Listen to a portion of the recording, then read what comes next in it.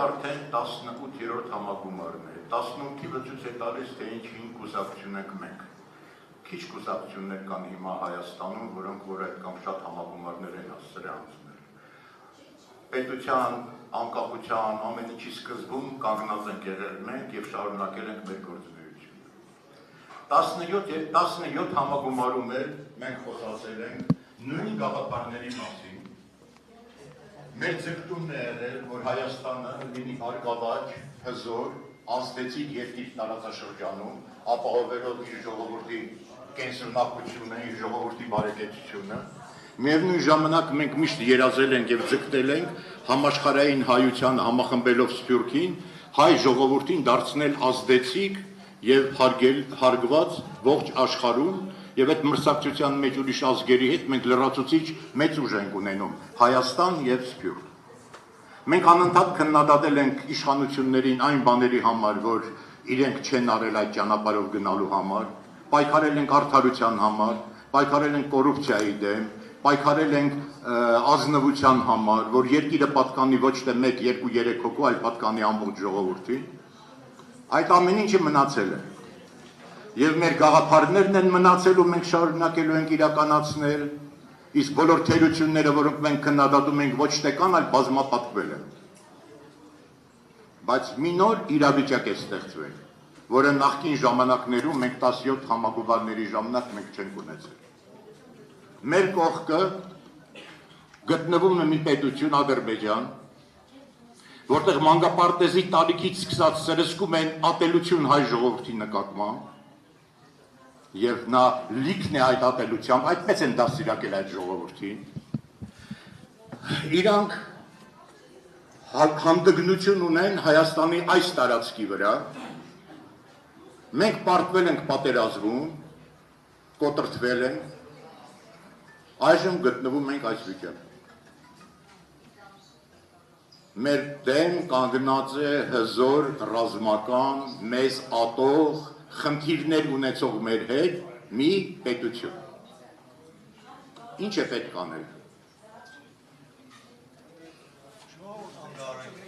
Ճանապարհը, առաջի ճանապարհը, որ փնտրում են, դա հայկական հին ճանապարհ է։ Վիզանտիա թե Իրան։ Այսինքն ով լինի մեր պապան, որպեսզի մեզ պաշտպանի։ Ոմանք ասում են Եվրամիությունը մեր պապան կլինի, մեզ կպաշտպանի, ոմանք ասում են Ռուսաստանը, ոմանք Ամերիկա եւ այլն եւ այլն։ Չկա պապա ու չի լինելու։ Եթե այստեղ պատերազմ սկսվի, ոչ Ռուսաստանը, ոչ Ամերիկան, ոչ Միացյալ Նահանգները, ոչ մեկը զորք չի ուղարկելու կռվելու Ադրբեջանի դեմ։ Եվ բացի դրանից իրանք մտածում են, եթե այս ժողովուրդը համակերպվում է ամեն ինչի հետ, եթե ինքը իր արժեքների համար չի պայքարում, ինչու մենք պետք է գնանք պայքարենք այդ արժեքների համար։ Այնպես որ բոլոր այդ փրտրտուքները գտնել պապա, որը մեզ կպահի, մենք էլ հանգիստ մեզ համար կապրենք, դրանք սին են անիմաստ։ Երկրորդ ճանապարհը,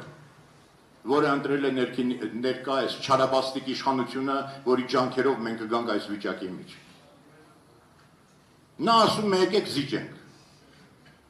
Զիջենք խաղաղություն լինի։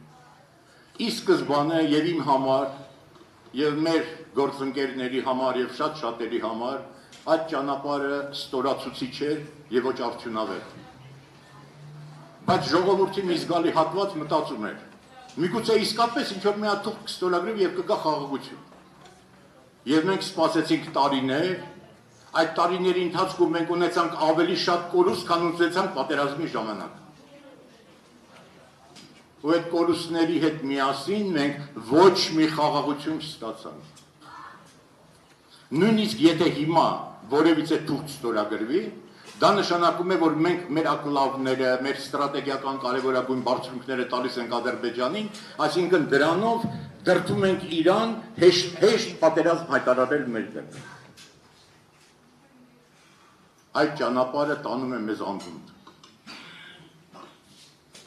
Եվ մնում է երրորդ ճանապարհը։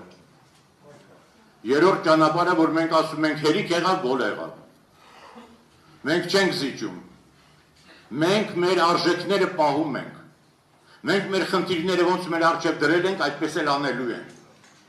ու դուք կտեսնեք, եթե մենք դա անենք, եթե աշխարհը տեսնի, որ մենք վճռական, միասնական մի ժողովուրդ ենք, որը հստակ ծրագիր ունի ինչ է ուզում անել, ամբողջ աշխարհը մեծ հետաքրքրություն կունենա մեր նկատմամբ։ Դա հնարավորություն կլինի մեզ հնարավորություն կտա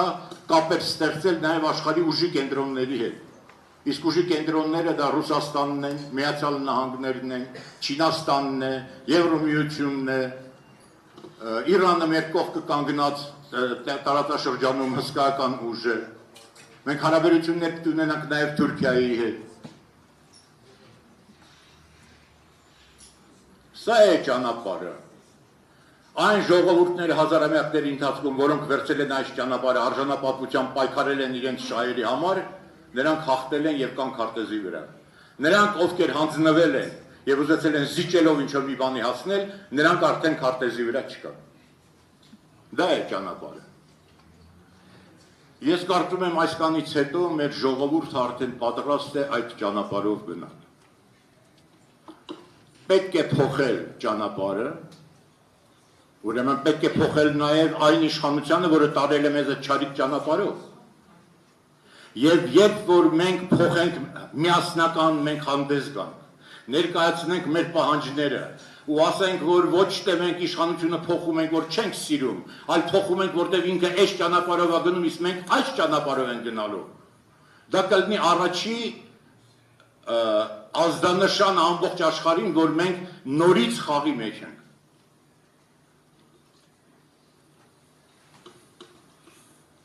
Բանակ, բարեկամներ, դաշնակիցներ, այդ ամեն ինչի մեջ ամենակարևորը որն է։ Ամենակարևորը ժողովրդի վճռական, միասնական կամքն է։ Ու ամբողջ աշխարհն է դա հասկանում։ Ունենաս միասնական վճռական կամք, հաղթելու ես։ Մենք պատերազմ չենք ուզում։ Մենք ուզում ենք խաղաղ մեր հարևանների հետ ապրել, բայց մենք չենք վախենալու, մենք պետք է ասենք մենք պատերազմից չենք վախենում, հələ փորձեք եկեք։ Այդպես են պահում իրանց փողոցում, այդպես են պահում մարդիկ, մի բանի հասած մարդիկ, այդպես են իրանց պահում կյանքում։ Եվ այդ ձևի են պահում իրենց այն ժողովուրդները, որոնք ինչ-որ մի բանի հասնում են։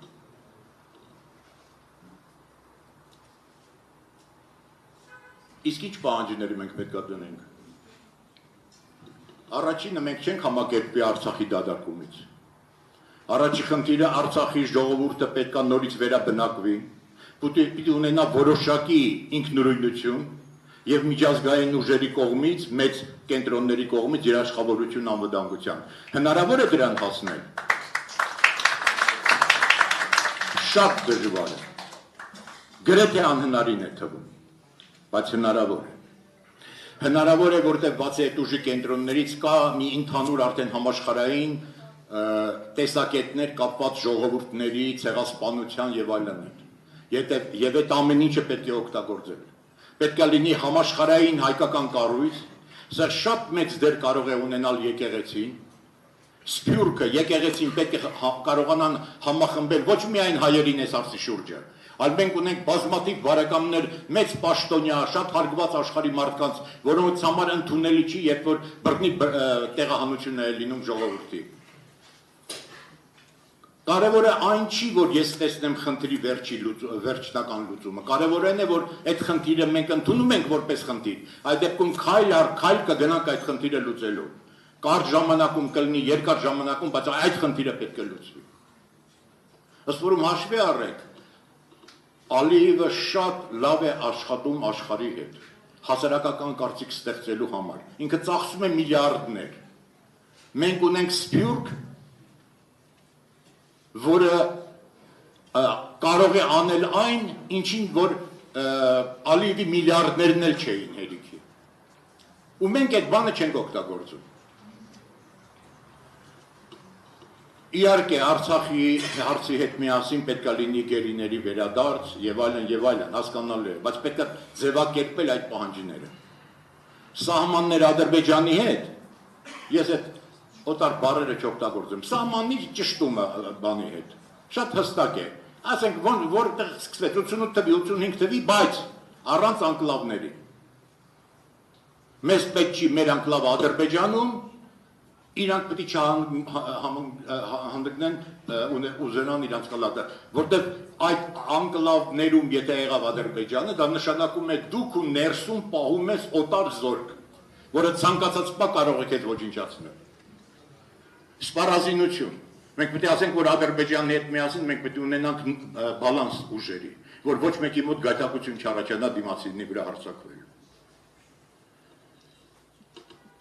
Ուրեմն առաջի հարցը նախ եւ առաջ մեզ եւ աշխարհին ցույց տալ, որ մենք լի ենք վճռականությամբ, պետք է լինի մի հռչակագրի պես մի բան, որը հիմա այն մեր ժողովուրդը ամբողջությամբ ընդունի, որի շուրջը համախմբվեն բոլոր քաղաքական, հասարակական կազմակերպությունները, ամբողջ ժողովուրդը, եւ այս է մեր ճանապարհը, որ ասի այս է մեր ճանապարհը, եւ այդ ճանապարհի մեջ առաջի քայլը իշխանություններից ազատվելն է։ Ես իշխանությունների մասին շատ չեմ ուզում։ Ես իշխանությունների մասին շատ չեմ ուզում խոսեմ։ Մեկ ասում է տգետ, մեկ ասում է դավաճան ծախված։ Մի կողմ քցենք այդ ամեն ինչը։ Ես տեսնում եմ հանձնարարված էր գործ։ Ինչ է կատարվել Հայաստանում։ Օրեց օր վատացում, կորուստներ։ Եթե իշխանությունը վատնա պիտի փոխեց, այդտեղ երկու կարծիք լինել չի կարող։ Բայց որպեսզի մենք լինենք միասնական, պետության նախկին կառուցվածքը մեզ չի բավականացնում։ Որտեղ նախկին կառուցվածքի մեջ սովորական ժողովրդի տղաները ծառայում էին բանակում, գնում էին պատերազմ, մի քանի հոգի հարստանում էին։ Ըստ որում այդ հարստությունը կարող էին Հայաստանից դուրս անել եւ ոչ մի պատասխանատվություն չէին կրում հայ ժողովրդի առջև։ Եթե մենք միասնական ենք, ուրեմն ներսում պիտի լինի արդարություն։ Ներսում պետք է բոլորը նույն պատասխանատվություն ունենան։ Եթե պետությունը մի բան շահեց, այդ շահածը պիտի հասանելի լինի ոչ թե մի քանի մեծահարուստի, այլ պիտի հասանելի լինի ամբողջ ժողովրդին։ Եթե մենք այդպիսի կառուցվածք չունենք, ժողովուրդը երբեք միասնական չի լինի։ Որտեղ իշխանությունը եւ փողը կպատկանեն մի քանի հոգու, իսկ դարդն ու ցավը մնացածին։ Այդպես հնարավոր չի կազմակերպել պետություն։ Մենք ընդհանրապես ասած պետք չի կապիկի պես կապկենք, օրինակենք եվրոպական բոլոր բանը ամեն ինչները։ Մենք անկախ պետություն ենք, մենք կառավարման ձևը, ես գտնում եմ, որ եվրոպական ձևը լավագույնն է, այդ ժողովրդավարությունը բանը, որը կա, այդ ձևը մենք պիտի վերցնենք, բայց պարտադիր չի մենք իրանց արժեքները լրիվ վերցնենք, մենք մեր արժեքներ ունենք, մեր արժեքների մեջ կարևոր է ընտանիքը, կարևոր են երեխաները, կարևոր են, որ երկու սեռ կա, այդ ամեն ինչը կարևոր է, ինչ պիտի մենք իրանցից վերցնենք, ամեն մեկից վերցնենք այն ինչ, որ մեզ պետք է, բայց դարձնենք մերը, ոչ թե աշխատենք դրանով դուր գալ մյուսներին։ Եվ մեկ էլ, երբ որ մենք հարաբերություն ենք անում որևիցե երկրի հետ, չի կարելի հաշվի առնել, թե այդ երկրի ներսում ինչ կառուցվածք կա։ Նայեք, Ռուսաստանից մենք գոհ չենք, բայց Ռուսաստանի դեմ այդ շարժումները, որ սկսվեցին, ինչից սկսվեցին, որ դեմոկրատական չի, այսինքն Եվրոպայից եկած պարզ բաները, նրանք Ուկրաինայի հարցում ինչ-որ պրոբլեմներ ունեն, մեր մոտ մի քանի երիտասարդի փող են տալիս, այն մյուսներն էլ ապուշացած հետները գնում են, սկսում են մեր հարաբերությունները երկրների հետ փչացնել։ Միացյալ Նահանգները եւ Սաուդյան Արաբիան նույն կառուցվածքը ունեն, էյապես տարբեր են։ Ամենամոտիկ պետություններն են։ Մենք դաշնակիցներ ունենալու ժամանակ բացարձակապես պիտի հաշվի չառնենք իրանց ներսում ինչ կարգեր են, այլ պիտի հաշվի առնենք այս պետության եւ մեր շահերը համընկնում են, կարող ենք իրար օգտակար լինել, թե ոչ։ Եվ այդ մանկական խաղերը գաղափարախոսության վրա, բարոյական կամ լիբերալիզմի կամ չեմ անում ինչի գաղափարների վրա բարեկամներ կորցնել եւ թշնամացնել, դրանից ավելի սարսափելի բան չկա, այն ինչ որ կատարվում է Հայաստանում։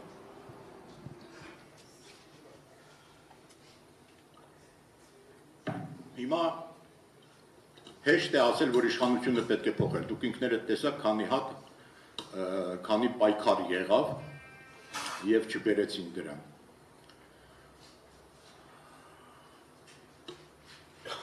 Ես նորից կրկնում եմ, որ երբ որ խոսքը գնում է մարդկանց մասին, որ արի այս մարդուն փոխենք եւ չեմ իմանում ում բերենք դնենք դրա տեղը, ժողովրդի համար էլ դա ոգևորիչ չի։ դու պիտի ժողովրդին համոզես, որ կա մի ճանապարհ, որով այս պետությունը գնում է եւ այդ ճանապարհը տանում է դեպի անդունդ, եւ կա ճանապարհ, որով մենք կարող ենք փրկվել։ Եթե գալիս ես մեր ճանապարհով, եկեք միասին համախմբվենք։ Պետք է ստեղծվի համազգային ճակատ, որի խնդիրը Նիկոլին գցելը չի, որի խնդիրը այդ ճանապարհով գնալն է, Նիկոլի գցելը դա հետևանք է այդ ճանապարհից, որտեղ այդ ճանապարհը պահանջում է, որ իրան գցես։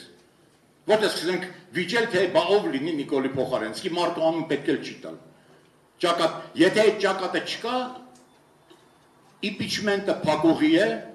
ընտրությունները փակուղի են։ Այն, որ առանց շարժման impeachment չի կարա լինի, բոլորիս է հասկանալի։ Բայց գանքը դա ընտրությունների։ Այս ընտրությունները, որ պիտի լինեն 26 թվին, էապես տարբերվում են 21 թվի ընտրություններից ինչու։ 21 թվին կար շարժում, պատերազմից հետո մեծ վախ կար իշխանությունների մեջ, ժողովրդից, եւ այդ շարժումը իշխանություններին մցրել էր բունկերում էին հիմնականում։ Եվ իրանք գտան փրկության միակ ձևը, դա ընտրություններ հայտարարելն էր։ Բայց եթե ընդդիմությունը չգայթակվեր, եւ ոչ թե ասել մենք էլ ենք գնում ընտրությունների, ասել որ մենք դեմ ենք ընտրությանը, մենք շարունակելու ենք այս պայքարը, լրիվ ուրիշ վիճակ կունենայինք մենք ստեղ։ Այնպես որ չասեն, որ դա ընտրություններ ուզած-չուզած գնացել ենք, չէ, այդ ընտրությունը առանց ընդդիմության համաձայնության տեղի չեր ունեն։ Այս ընտրությունը ուրիշ է։ Այս ընտրությունը մենք ուզենք, չուզենք, այս ընտրությունը տեղի է ունենալու։ Ոմանք հիմա նայում եմ, ես հեռուստացույցով, մամուլով բան նայում եմ, հայտարարում են, որ մենք հիմա մեծ թիմ կկազմենք, մենք ենք որ կանք, կգնանք ու կհաղթենք։ Այդ մարդիկ ոնց որ թե վերջի 30 տարին Հայաստանում չեն ապրել։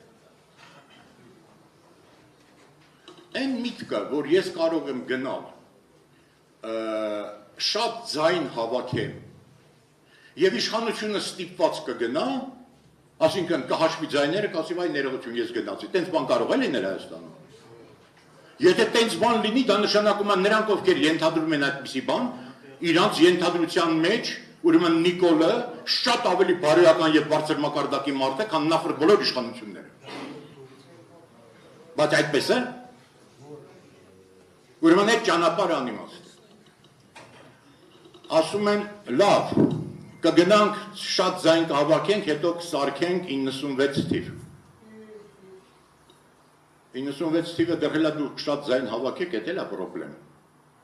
Հետո կարողացեք 96 թիվ ստանալ, հետո կարողացեք 96 թվի 96 պլյուս անել, իշխանություն վերցնել։ Դա էլ է պրոբլեմ։ Երբեմն օրինակ եմ բերում Գյումրիի օրինակը, որ տեսեք Գյումրիում, փաստորեն մենք 3 տարբեր շարասյունով գնացինք եւ կարողացանք գումարում ունենալ Գյումրու մեր ուզած, ոչ թե մեր ուզած, այլ համենայն դեպս ոչ իշխանական քաղաք։ Ազգային ժողովի ընտրությունները դրան նման չեն լինում։ Դա ծուղակ է, Գյումրին ծուղակ է։ Ազգային ժողովի ընտրությունները իշխանությունների համար լինելու են կյանքի եւ մահի պայքար։ Եվ իրանք կանեն ամեն ինչ, այն ինչ որ չարեցին Գյումրիում։ Դա կյանքի եւ մահի հարց է, իշխանություն կորցնելու հարց է, փող կորցնելու հարցն է, ամեն ինչ կորցնելու հարցն է։ Այդտեղ իրան գնալու են միջև վերջ։ Եվ պլյուս եվրոպական որոշ ուժեր էլ կան, որ իրանց համար Հայաստանի այս թույլ լինել, այս վիճակ լինելը մենակ թե Ռուսաստանի դեմ եղի մեզ հետիքա, առանձնապես ձայն չեն թանում։ Ուրեմն պետք է լինի ճակատ, այդ ճակատը կարող է գնալ ընտրությունների, ընտրությունները լավ ձև կարող են լինել իշխանություն փոխելու, բայց այն դեպքում, եթե դա մի ճակատ է, երկու տարբերակ կա, կամ այդ միասնական ճակատը միասնական տեխնացու է դնում, որին ես չեմ տեսնում, Հայաստանում հիմա գոյություն չունի մարդ, որի շուրջ ամբողջ ժողովուրդը համախմբվի։ Չկա տենց մարդ։ Կառաջանա պայքարի ժամանակ չեմ իմանում։ Հիմա այդպիսի մարդ չկա։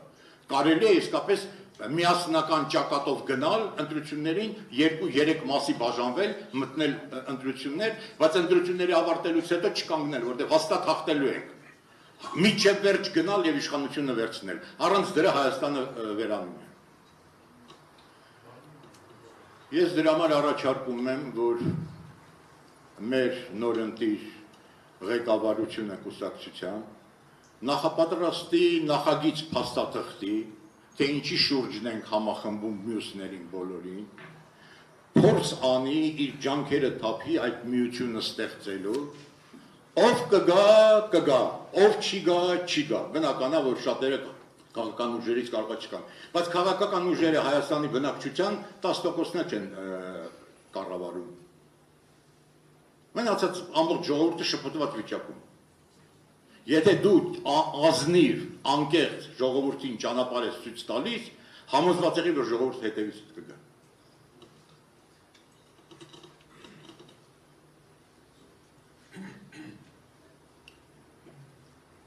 Ու մի բան էլ ասեմ, անձնական արդեն։ Ես շատ եմ ուզում, որ որպես մարդ, ես շատ եմ ուզում, որ իմ ընտանիքը, Հայաստանի բոլոր ընտանիքները բարեկեցիկ ապրեն, ուզում եմ հպարտ լինեն, ուզում եմ պաշտպանված լինեն, եւ դա ոչ միայն հայերին է վերաբերում, մենք Հայաստանում ունենք հազարավոր եզդիներ, ռուսներ, ուկրաինացիներ, հրեաներ, որոնք որ մեր ուսի հետ մեր հետ են եղել առաջի Ղարաբաղյան պատերազմի ժամանակ, մեր հետ միասին կիսում են այս դարդն ու ցավը։ Ես ուզում եմ, որ բոլորը լավ ապրեն ու ես տեսնում եմ այդ ճանապարհը ոնց կարելի անել, բայց բացի դրանից ինձ մեջ ներսում ոցկլտում է նաև մի հատ ուրիշ գաղափար։ Ես տեսնում եմ ոնց մենք մի ժողովուրդ հին Բաբելոնից սկսած մինչև հիմա հազարամյակների ճանապարհորդության մեջ ենք, անցել ենք շատ մեծ ճանապարհ, այն ժողովուրդները, որոնց հետ մենք բարեկամություն էինք անում կամ կռվում էինք, արդեն չկան այդ ժողովուրդները, նրանց մեծ մասը վերացել է, մենք դեռ կանք։ Ու այդ ճանապարհորդությունը ես ուզում եմ, որ մեր թորները, մեր ծորների ծորները շարունակեն։ Հիմա այն պահան է, որ այդ նավակը կարող է խորտակվի։ Բացենք արագածները, գնանք առաջ եւ թույլ տանք այդ հազարամյակների ճանապարհը անցնենք ոչ միայն մենք, այլ նաեւ մեր ապագա սերունդը։ Շնորհակալություն։